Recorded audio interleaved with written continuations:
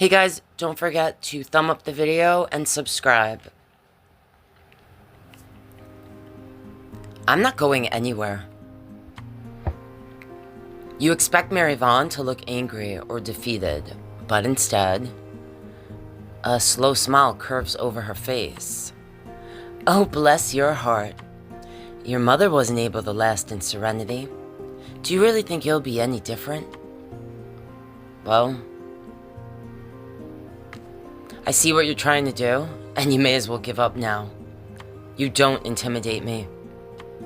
You watch as Mary Vaughn walks away in a huff. Oh my goodness. Did that really just happen? You hear the clip of heels behind you and turn to see Helen. It's been a long time since I've seen someone stand up to Mary Vaughn like that. How do you feel? I feel motivated. I'm more motivated than ever. There's no way I'm letting that woman best me. That's the right attitude to have. You can do this. There's only one problem. I don't even know where to start. Come on, let's talk in my office. You follow Helen to the safe space of her office. I have to admit that Mary Vaughn is right about one thing. Is that so? What? That house is unlivable. Anyone with eyes can see that. Well, yeah, you're telling me? Unlivable is an understatement. I'm surprised it hasn't been completely condemned yet. Well, Mary Vaughn is certainly working on making it that way. We have to stop her.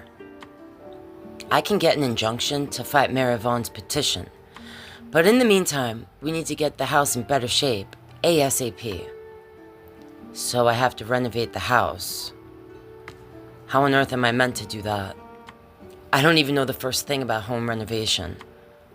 You better start learning. And I'm sure you'll manage to find a few helping hands along the way. You worry about getting the house in shape as quickly as you can. Leave the legal side to me. You can't help but smile at Helen's confidence. You're impressive, you know that? You seem to really have all this figured out. Helen takes a deep breath. Her eyes wander to a set of files on the table. Not all of it. It seems like something is bothering her. Should I ask her about it? Is something bothering you? No, it's really no. She looks at you for a second. Actually, I have a case I'm working on, and I'd love your perspective on it, Melissa.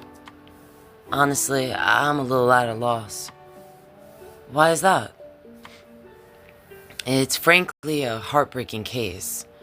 2 little girls, parents passed away in a car accident. You would think kindness and concern would win out, and yet there's actually a custody battle going on. Oh, Helen. I'm not sure what kind of advice I could give. I'm not a lawyer. It's not the law I'm struggling with. In fact, there is no answer to be found in the law. It'll be found in the heart. What's best for the girls? There are 2 guardianship applications. One from their godfather, the other from their aunt. You freeze at the thought of orphans being remanded to the guardianship of their aunt. The godfather loves the girls, but he's a bachelor. I can't help but wonder what will happen if he finds a wife, has children of his own. Meanwhile, the aunt hasn't even been to visit them, but she is family. She has no children of her own, and she's their blood. Your mind turns over the dilemma. I think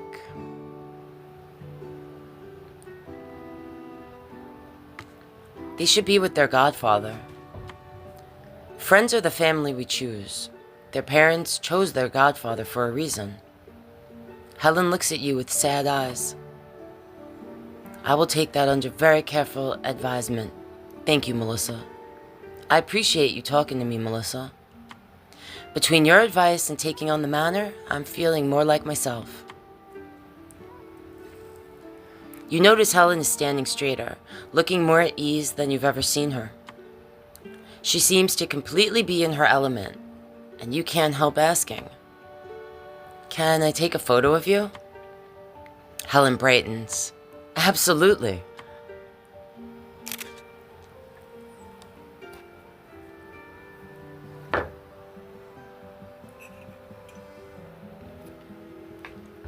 Perfect. Mary Vaughn may think that the manor is unlivable, but I know a contractor who can get that place up to code. And it doesn't hurt that he's easy on the eyes.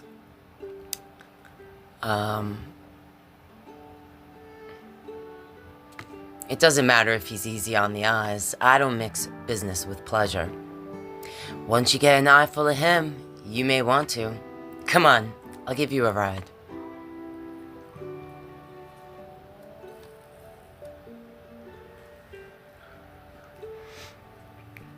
Is that my car? Don't tell me that the contractor is... Helen, can you tell me more about this contractor? Oh, you'll adore him. By and far, he's the best contractor in Serenity. She lowers her voice. And between us, half the town is crushing on him. Ah, there he is now.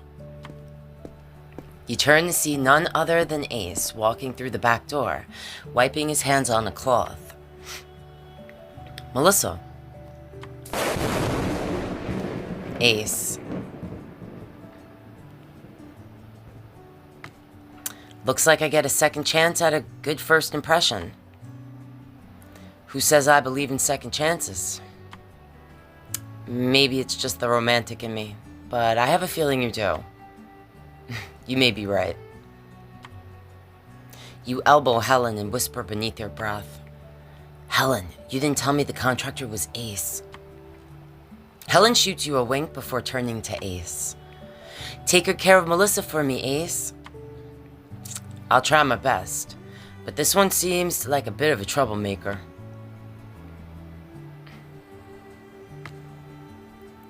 Seems like I'm in good hands.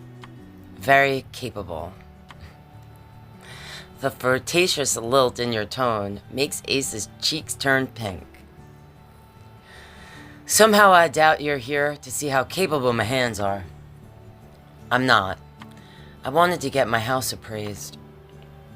Ace raises an eyebrow impassively.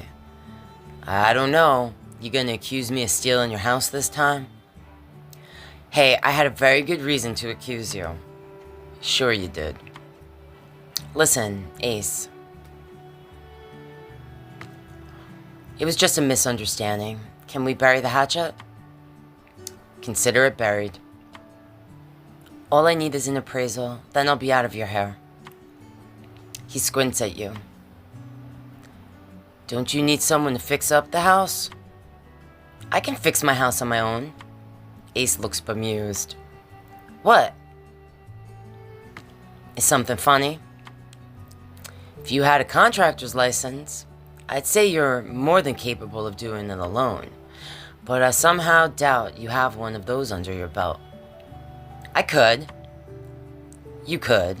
But do you? No. That's what I thought. Are you coming? He begins walking towards his truck with long strides. You have to jog to keep up. Ace swings the passenger door open for you. You hop into his truck and drive off to the manor. Ace lets out a low whistle. Whew, it's worse than I expected. Well, it's better now that you're here. Ace looks away, but you swear you can see his cheeks turning pink. Let's see the damage. Ace looks around the kitchen. Do you have a brother? You furrow your brow. No. A son? Is this your way of hitting on me? I've been waiting for you to start flirting with me. Might need to keep waiting then, sunshine. I actually wasn't trying to flirt with you. I was trying to figure out why you have an angry kid in your kitchen. You finally notice AJ, who's sitting on the counter, a scowl on his face. Who you calling a child? He's calling you a child, because you are one. You turn to Ace. What day of the week is it? Tuesday. You raise an eyebrow at the teenager in your kitchen. Shouldn't you be in school right now? Nope. And why not? It's a holiday. Certainly not a holiday I've ever heard of. It's a new holiday. National Relaxation Day. Students are encouraged to take the day to recuperate from the stresses of being a teenager. Teenage stresses? I've got bad news for you. National Relaxation Day has been canceled. What? By who? Me. Now go to school. I'm trying to get this house appraised. AJ eyes you suspiciously. How do I know that you aren't just gonna bulldoze this house when I'm gone? Because I have no interest in knocking this house to the ground. And if I bulldoze my house, all the family secrets are getting buried with it. AJ rolls his eyes. I'm not leaving. Serenity is a small town. Even if Melissa wanted to level this place, she'd have to wait a week to rent out a bulldozer. You aren't sure if Ace is telling the truth, but you nod anyway. Come on, get to class. How? Ace tosses you his keys. You catch them. You catch those keys in midair. Take my truck. I'll get started on appraising the house while you're away. I don't know. You might steal something. Ace looks around the house. You're right. Stealing that broken lamp could be my big break. Fair enough. I'll take AJ to school. And Ace? Thank you, Ace. Don't mention it.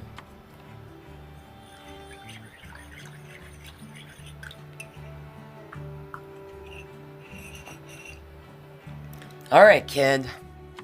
What class are you supposed to be in? Math or maybe history? Actually, yeah, it's definitely history.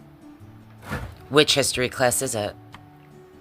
History of the Mayans. Do you really expect me to believe that your high school has a full course on the Mayans? You aren't enrolled in school, aren't you? AJ, why aren't you enrolled in school? When we moved here, my parents dropped me off in the middle of the day and told me to enroll myself. I thought that I could blow off school for a week and wait for them to force me to get enrolled.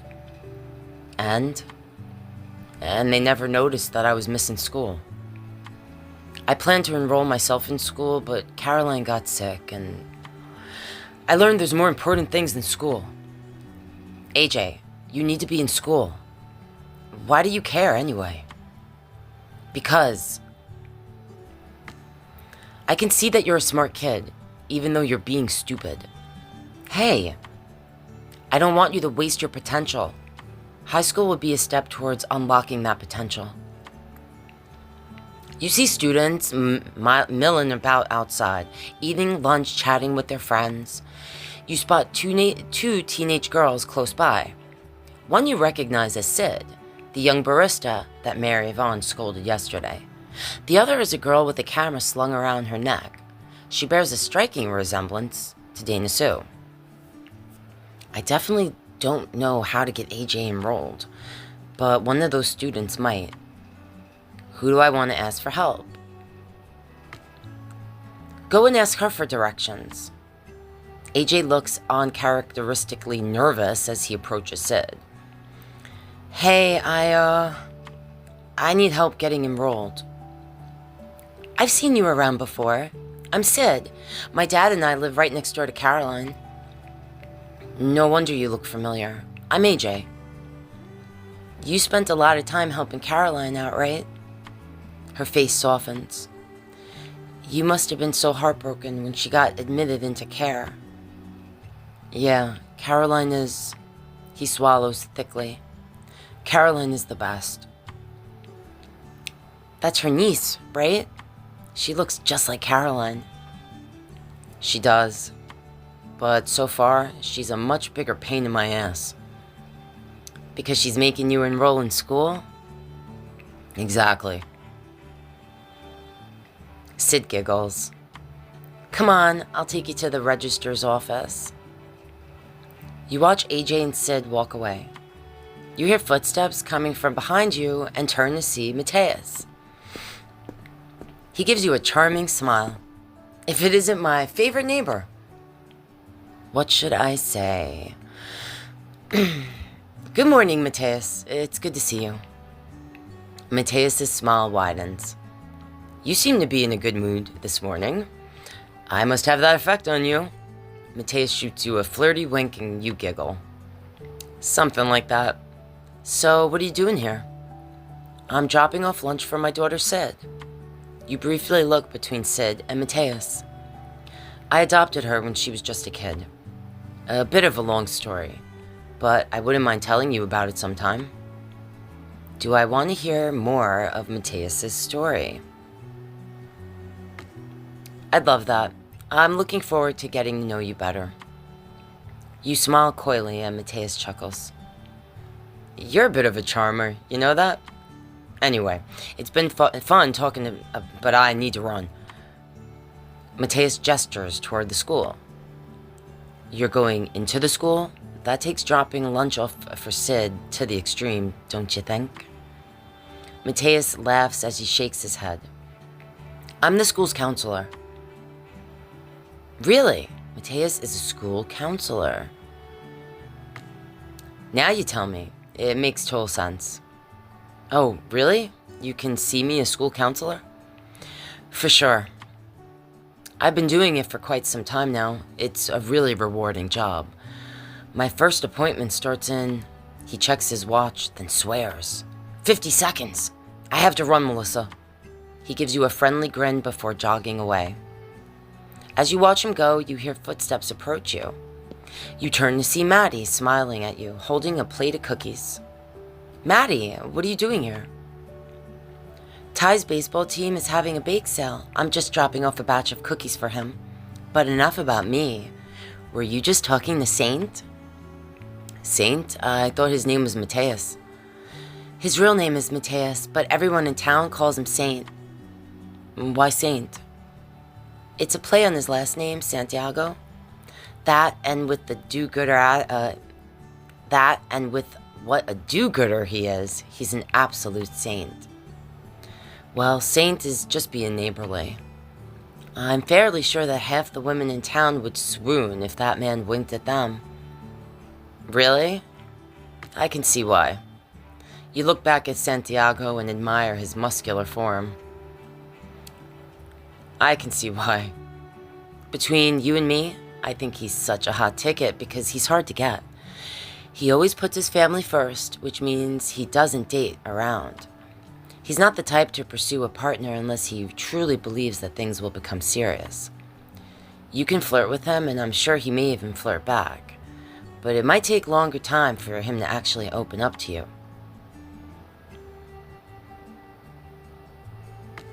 That seems like an awful lot of work. For the right man, putting in the work can be worth it.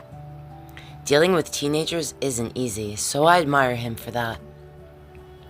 You think of the teenager currently squatting in your house. You can say that again. You catch AJ's eye from across the schoolyard and wave awkwardly at him. He imitates your awkward wave, then turns away sassily. The kid hates me. He respects you. You probably don't talk down to him the way that most adults in his life do. Maddie squeezes your shoulder. The gesture is comforting. The gentle touch fills you with a feeling of comfort. You smile at Maddie. You're doing well. Remember that. You give her a genuine smile. Thank you, Maddie. I should probably run. Ace is appraising my aunt's house as we speak. I can understand wanting to run back to Ace. He is handsome, isn't he? Well, I definitely have a little crush. With arms like that, I can hardly blame you. Your secret is safe with me. I'll see you around, Melissa. You elbow open the door. You hear a low grunting noise coming from the kitchen. What could Ace be doing? You find Ace knelt beneath your sink, wrench in hand. What do you think you're doing? Pipe's busted. Thought I might as well fix it while I'm down here. So you're fixing my pipe. I can fix it myself. I was just trying to do you a favor. Why? So you can charge me for it, for the labor? I know how you contractors work. He quirks an eyebrow up. And how, pray tell, do we work? You just create problems and charge an arm and a leg to fix them. Now, give me that. You take the wrench from him. Now, how do I fix this sink? You tighten the valve as much as you can. I just loosened that. So you admit that you broke it. Loosening the valve is the opposite of breaking it. Will you let me help you out? Nothing in this world is free. You've got to be scamming me. No scam here, sunshine.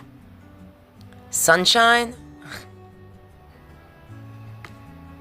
Cute nickname. In that case, I might keep using it. Look, I don't need help from anyone. Even good-looking contractors. So, you think I'm good-looking, huh? That's not the point. The point is, I don't need your help. To prove your point, you turn on the sink. The water runs perfectly. For approximately a second. Before you can blink, it sputters and begins spraying water in every direction. Oh my god, I'm soaked. Ace moves in front of you, shielding you from the water. His shoulders shake. For a moment, you think he's livid. Then you realize he's laughing. We're soaked, my sink is destroyed, and Ace is laughing. Despite the insanity of the situation, you can't help but laugh along with him. As you laugh with Ace, you experience a strange moment of deja vu. But then the water pressure increases and washes the feeling away. You reach for the sink. Before you can turn the water off, Ace grabs your wrist. You aren't going to fix it like that. So what? We're supposed to stand here and keep getting soaked? Trust me, will you? Okay, I'll trust you. I appreciate it, sunshine. The water spraying you is freezing cold, but you're surprisingly warm. You're nearly chest to chest with Ace. You realize his fingers are still wrapped around your wrist. It's a small touch, but you feel his heat warming your entire body. Anticipation fills you, turning the air between you electric. His eyes drop to your lips. You realize you want to kiss him. You are overwhelmed by the desire to kiss him. You wonder how those strong, capable hands would feel pulling you close. Would he kiss you with a rough, overwhelming passion? Or would he kiss you sweet and slow, like you're something precious? The sink makes a particularly violent shudder, and you both jerk away. Right, the sink. He takes the wrench from your hand and dips beneath the sink. Within seconds, the water is running smoothly. Ace, you're my hero. A blush creeps up Ace's cheeks. It was nothing, really. Free of charge. Though, I should really charge you for my dry cleaning bill. I knew you were trying to scam me. That was a joke. He looks you up and down, appraising you. You've become so serious. What do you mean, become? You really don't remember, do you? Ace clears his throat. Anyway, from what I can see, this place still has a good foundation. You just need to remodel the rooms and make the place livable. How can I be sure that you're a good contractor? From what I've seen, you're a mechanic 1 second, a handyman the next. What do I need to do to show you that I'm reliable?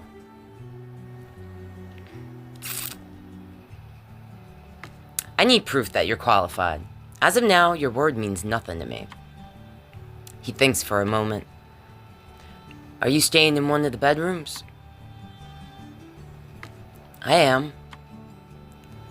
Is it in any better shape than the kitchen? It might be in even worse shape. Let me help you fix the room you're staying in. If you find my services helpful, you can hire me as a contractor. I do really need my bedroom remodeled. How much is this going to cost me? I won't charge you a penny for the labor, just the cost of the materials. Really? That's really sweet, Ace. Thank you. I have my ulterior motives. Oh? You feel your hackles rising. Even with Serenity's sunshine, it gets cold at night. Don't want you freezing to death in this drafty house. You relax, suspicion turning into gratitude. We definitely have our work cut out for us. First things first, we have to get rid of the old furniture. You and Ace begin to move the desk. The drawer slides open, revealing a torn scrap of paper. The letter looks old, but you can tell immediately it's your Aunt Caroline's handwriting. Your hand trembles as you begin reading the letter. Daphne, I know you believe you're protecting this family, but this isn't what's best for Melissa. Melissa deserves to know the truth about who her family really is. You need to tell her. The letter cuts off abruptly. You flip the page over, but nothing. Who my family truly is. Is she saying my family isn't really my family? God, I'm so sick of all these secrets. You crumple the paper in your fist and you shove it into your pocket. What's that? What should I tell Ace?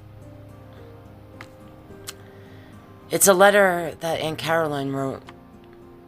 Ace lets out a shaky exhale. That letter must bring up some complicated feelings. None I'm ready to think about. Yeah, now you said we were gonna fix up this room? Right. Now tell me, what's your vision for this room? I don't know, livable? You're a photographer, aren't you? You must have a creative vision for this room.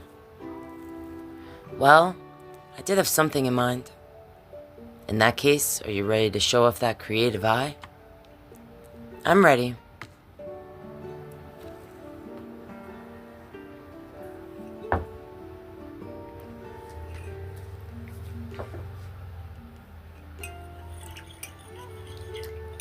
Well, what do you think?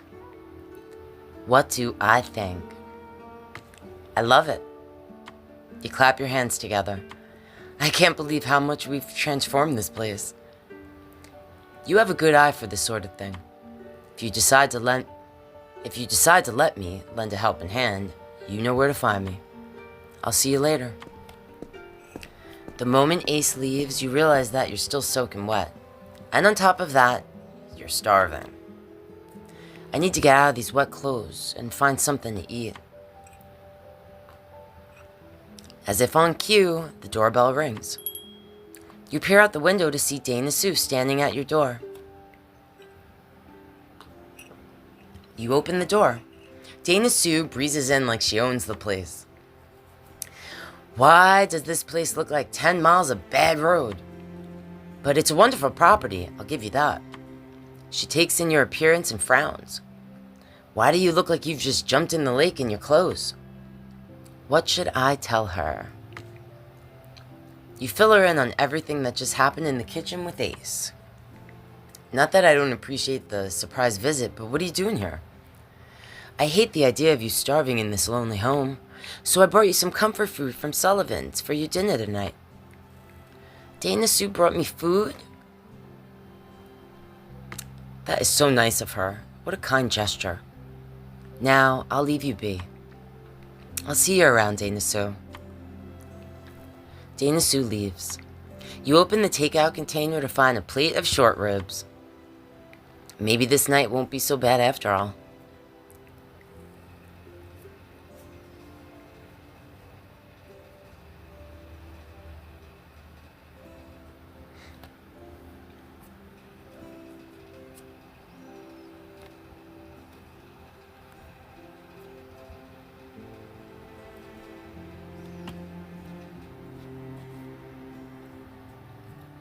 I have the entire day ahead of me.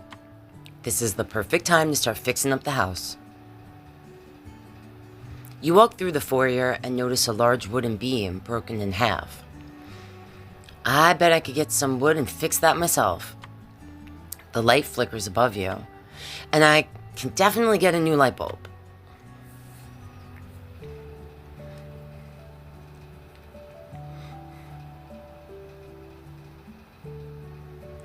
You walk through the winding aisles of the hardware store. Now, what can I use to secure the beam to the wall? Maybe one of these steel connectors? You hear a voice come from behind you. What are you fixing to do with those connectors? Without turning, you answer, I'm going to secure a beam to the wall. Then you've made a good choice there. You turn to look at the man behind you. His jaw drops open at the sight of you. He's staring at you like he's seen a ghost. Oh my, Daphne. Your stomach turns. He rubs his eyes like he's seeing double. No, you must be Melissa. You're the spitting image of your mother. I can't believe you're back in town. Discomfort swirls in your gut. What should I tell him? That's me. Caroline has told me so much about you. I doubt it. Sorry? My aunt hardly knew me. Why, I remember you used to visit her every summer when you were an adorable little girl. You used to absolutely adore her and this place. Joe's words make you feel... You feel a hot, tingling sensation in your chest as the anger rises in your body. You barely remember visiting Serenity as a child, and you're certain you didn't love it. Being in town must be quite the challenge. Like I said, I wasn't very close to my aunt. I don't really remember what she was like before her illness. I don't mean because of your aunt. He rests a hand on your shoulder. I mean because of your father. You must miss him so much. At his words, tension fills your body, and you tear up. Against your will, you feel tears prickle in your eyes. I didn't mean to make you cry. I really don't want to cry in front of this man. Why should I miss my dad? He made it clear that running around Serenity with a homewrecker was more important than his own family. He looks stricken. Homewrecker? What do you mean by that? Let's just say that Caroline isn't as sweet as everyone thinks. Oh, you must be mistaken. I've known Caroline since we were both children. She adored your mother. She would never do something like that to your family. My aunt and dad really did have everyone fooled. I can't keep listening to this. I need to get away from here. You plaster a fake smile on your face. Truly, it was so nice to meet you. Lovely to meet you as well. I should be going now. Before he can respond, you speed away. You pick up your phone and call the one person who you've always been able to turn to. Your best friend, an old coworker from Los Angeles. Come on, Scarlett, pick up. Seriously? Voicemail? You sigh and leave a voicemail. Scarlett, I'm in hell here. Everyone in this town is so invasive. You rant to Scarlett about everything from your broken down car to the people who keep trying to help you, to your estranged aunt. Don't even get me started on... Your phone bloops with an incoming call from another person. I gotta go, Scarlett. What? Melissa? You need to come into my office ASAP. Why? What's wrong? I've been helping Helen with your case, and we have some bad news. Mary Vaughn is officially trying to begin her petition. You're kidding, right? Come to my office and we'll figure out a way to halt this petition. Or at the very least, a way to slow it down. When you arrive at Nathaniel's office, you storm in without knocking. Tell me about this stupid petition. Aren't you a ray of sunshine today? I swear, if this petition keeps me here any longer, God, I regret ever coming to this stupid, good-for-nothing wasteland. Melissa, take some deep breaths. Breathe in for 4 seconds, hold for 4 seconds, out for 4 seconds. Some distant part of you is surprised that Nathaniel still remembers the way he always calmed you down in college. You follow his instructions and let air fill your lungs. For a moment, you feel better. Then you think about your aunt and anger rises within you again. You rub your hand over your face, frustrated. What I need is to blow off some steam. He takes a step toward you. His close proximity feels like a bad idea. You realize at once that Nathaniel is entirely too close to you. You look up at Nathaniel, a challenge in your eyes. Careful, Nathaniel, you're getting a little too close. And that's always been your nightmare, right? You can't stand the idea of getting close to anyone. You're so close that you can smell his cologne. After all these years, he even smells the same. You can't help but take a step back. Immediately, your head feels clearer. Let's get one thing clear, Nathaniel.